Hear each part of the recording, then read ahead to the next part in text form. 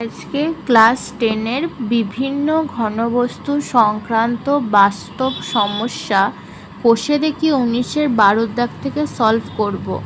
আগের ভিডিওতে 11 দাগ অবধি করা আছে।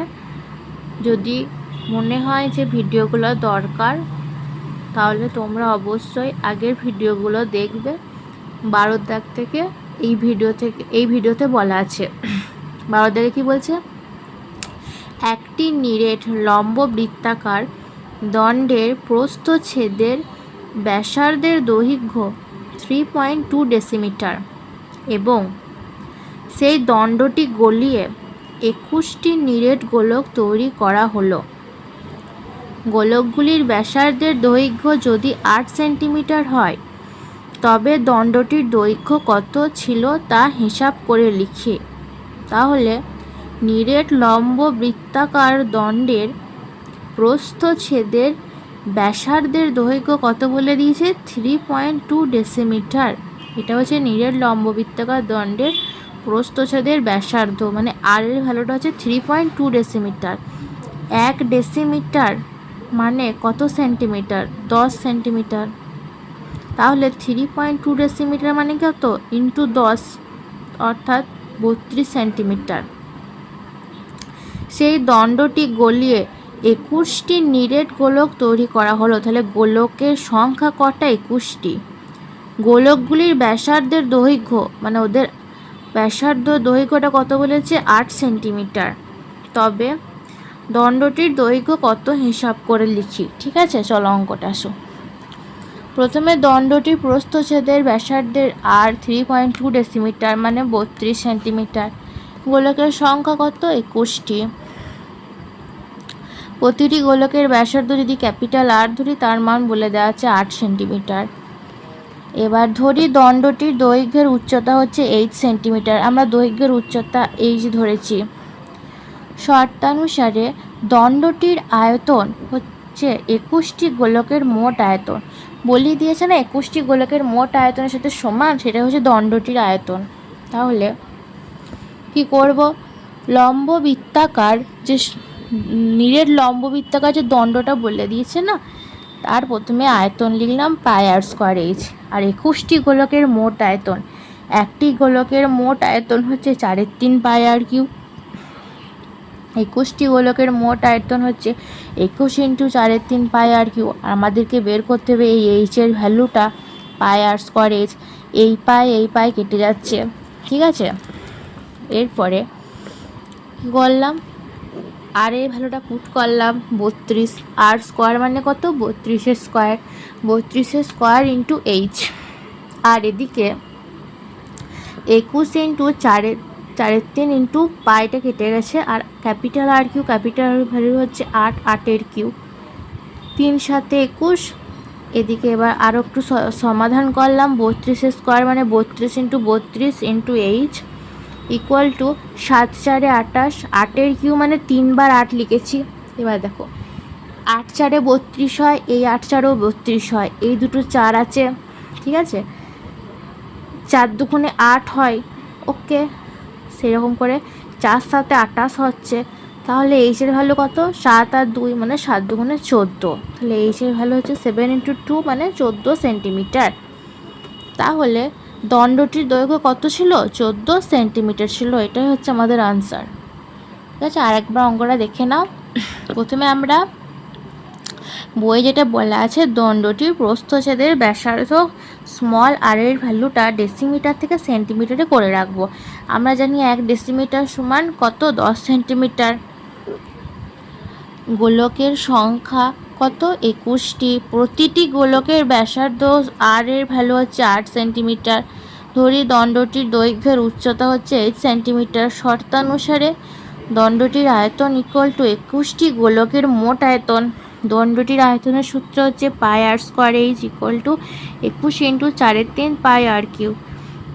পাই কেটে যাচ্ছে। আর এর স্কোয়ার মানে 32 square into H 21 into 4 into 8-এর কিউ।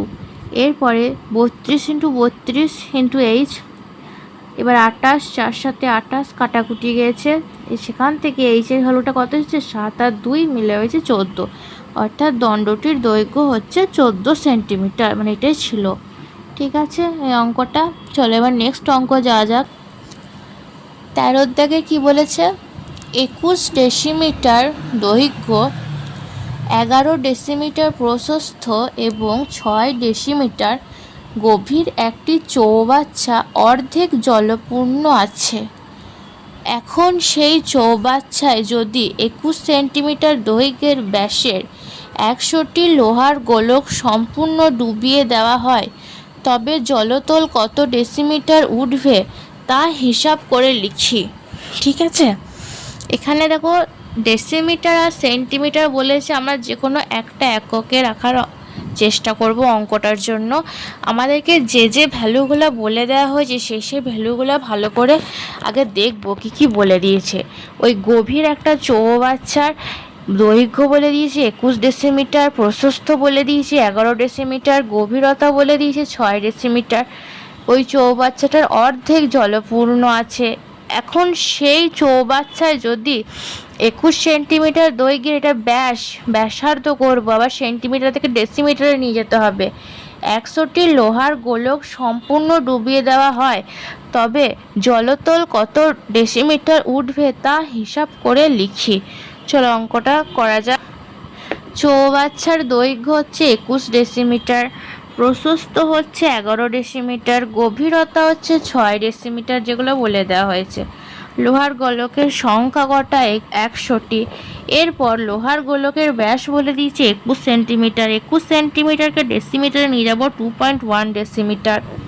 ঠিক আছে, তারপর গোলকের ব্যাসার্ধ বলে দিয়েছে 21/2, মানে ব্যাস যেহেতু 2.1, তাহলে ব্যাসার্ধ কত 21/2, কিন্তু এখানে 21 মানে 2.1/2 হবে, কারণ ডেসিমিটার আছে না, সেন্টিমিটার হলে হতো 2.1/2 ডেসিমিটার ব্যাসার্ধ। এবার 100টি লোহার গোলকের মোট আয়তন কত, 100 × 4/3 পাই × 2.1/2 এর হোল কিউ, মানে 4/3 × পাই আর কিউ। ওকে, এরপরে হবে শর্তানুসারে 21 × 11 × এইচের ভ্যালুটাই তো বের করতে হবে না, কতটা জল উপরে আসবে। 4/3 পাই × আর কিউ, মানে 2.1/2 এর হোল কিউ, আর 100টি গোলকের মানে × 100, তাহলে 21 × 11 মানে কত, 231 × এইচ। এবার আমি ভেঙে ভেঙে লিখছি। 4/3 × পায়ের মানটা বসালাম, 22/7 × 100 × 2.1 বা 2.1 × 2.1 × 2.1, কারণ কিউ বলেছে। 2 এর কিউ হলে 2 দুগুণে 4, দুগুণে 8, মানে 8 হবে, কাটাকুটি করছি। এই দেখো 7 3 21 হয়, মানে 0.1 হবে। তারপরে 4 দুগুণে 8 হবে, 2 11 22 হবে, এরকম কাটাকুটি করে এর ভ্যালুটা পেয়ে যাচ্ছে 485.1। ঠিক আছে, এবার 231 এইচ সমান যদি এইটা হয়, তাহলে এইচ মানে কত, 485.1/231, যেটার ভ্যালু আছে 2.1। তাহলে জলতল 2.1 ডেসিমিটার উপরে উঠবে। ঠিক আছে, তাহলে 231 এইচ এর ভ্যালুটা হচ্ছে 4/3 × 22/7 × 100। তো এই ভ্যালুটা যেটা কাটাকুটি করে পাবো 485.1। তাহলে এইচের ভ্যালু কত, 485.1/231, মানে 2.1 ডেসিমিটার। অতএব জলতল 2.1 ডেসিমিটার উপরে উঠবে। ঠিক আছে, তাহলে অঙ্কটা আরেকবার দেখো।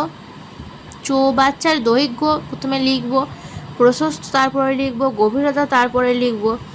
লোহার গোলকের সংখ্যা 100টি, লোহার গোলকের ব্যাস 21 সেন্টিমিটার, মানে 2.1 ডেসিমিটার। লোহার গোলকের ব্যাসার্ধ 2.1/2 ডেসিমিটার। 100টি লোহার গোলকের মোট আয়তন হচ্ছে 100 × 4/3 পাই × আর কিউ, মানে ডেসিমিটার কিউ। শর্তানুসারে এই যে বলেছে না যে এইচ ধরেছিলাম, সেই এইচটাকে 4/3 পাই × 2.1/2 এর হোল কিউ ইন্টু, মানে জলতলে কত ধরি, দাঁড়াও ধরি, এখানে একটা লাইন লিখে দাও, ধরি এইচ ডেসিমিটার জলতল উপরে উঠবে, ঠিক আছে। তারপরে তোমরা লিখবে 21 ইন্টু 11 ইন্টু এইচ, এই যে 21 ইন্টু 11 দৈর্ঘ্য প্রশস্ত, এই যে উচ্চতা, এই এইচ উঠছে 3.5 পাই ইন্টু আর কিউ, ঠিক আছে। দিয়ে 231 হলো, দিয়ে 3.5 পাই আর কিউ ইন্টু একশো, মানে 100 গুণ করলাম, এই দেখো 100টা, সেখান থেকে 2.1 ডেসিমিটার উপরে উঠবে, ঠিক আছে। তাহলে জলতলে এত ডেসিমিটার উপরে উঠবে জলতল থেকে। আজকের ভিডিওটা যদি ভালো লেগে থাকে তাহলে অবশ্যই লাইক করবে, চ্যানেলটিকে সাবস্ক্রাইব করবে আর বন্ধুদের সাথে শেয়ার করবে। Thank you.